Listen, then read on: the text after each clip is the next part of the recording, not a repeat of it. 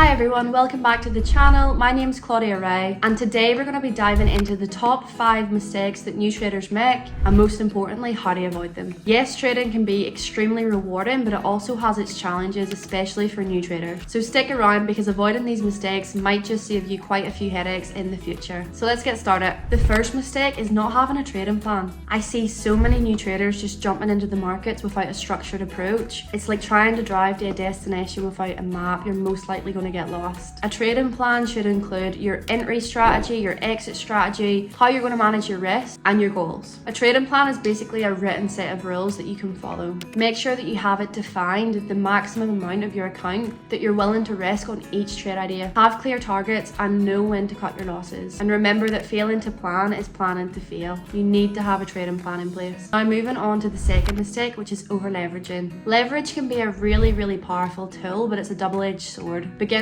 often get really excited about maximizing their profits that they completely ignore the fact that by using excessive leverage, it also magnifies their losses. So instead of trying to make huge gains all at once, instead of trying to hit home runs all the time, just use low leverage until you feel more comfortable. The general rule of thumb is to never risk any more than 1 to 2% of your account per trade idea. This will protect your account and keep you safe from losing everything if the market goes against you. If you're new to trading and you haven't backtested your trading strategy yet, then I highly recommend risking around 0.5% to maximum 1% per trade. This allows you 10 consecutive losses in a row on your account, whereas 0.5% per trade will allow you 20 consecutive losses in a row. Now moving into the third mistake, which is allowing emotions to dictate your trading decisions. Fear and greed are probably the two biggest enemies of all traders. If you haven't done any work on your mindset or your trading psychology, if you don't journal your trades, it can be very easy for your emotions to take control and just run the show. We see a lot of beginners chasing the market out of FOMO, fear of missing out, also holding on to losing positions for far too long. So you need to make sure that you're trading with a clear mind and a plan in place. The best way for you to prevent emotional trading is by using a stop loss and respecting it.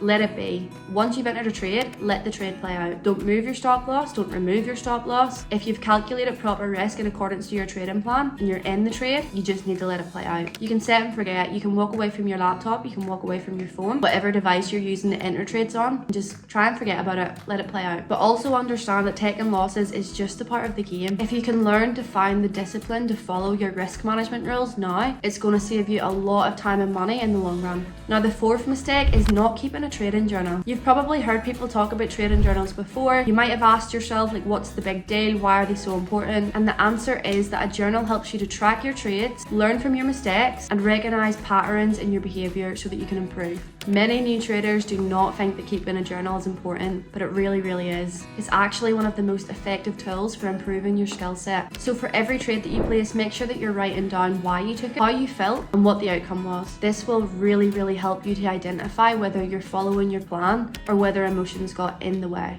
And over time, you'll be able to figure out what works, what doesn't, and that will allow you to improve your performance, your mindset, and work towards consistency in both your actions and your results. And finally, number 5 is completely ignoring your risk management. Not a good idea. Some traders believe that they can just wing it and hopefully get lucky, but successful trading is not about luck. It's about managing your risk and protecting your capital. So make sure that you're always setting stop losses. Like we mentioned before, make sure that you're respecting them. Make sure that you're setting personal daily loss limits. And I'm not talking about the daily loss limit that ThinkCapital gives you. I'm talking about setting a personal daily loss limit, whether that's 1%, 2%. Make sure you have a cutoff point where you know, right, I need to stop trading for the day, and make sure that you stick to them. Remember that trading isn't just about making profits. The key is to protect what you already have and to protect your account. And managing your risk properly ensures that you stay in the game for far longer. So there you have it, the top 5 mistakes that traders make and how to avoid them. If you found this video helpful, then give it a thumbs up and hit the subscribe button for more trading tips and insights.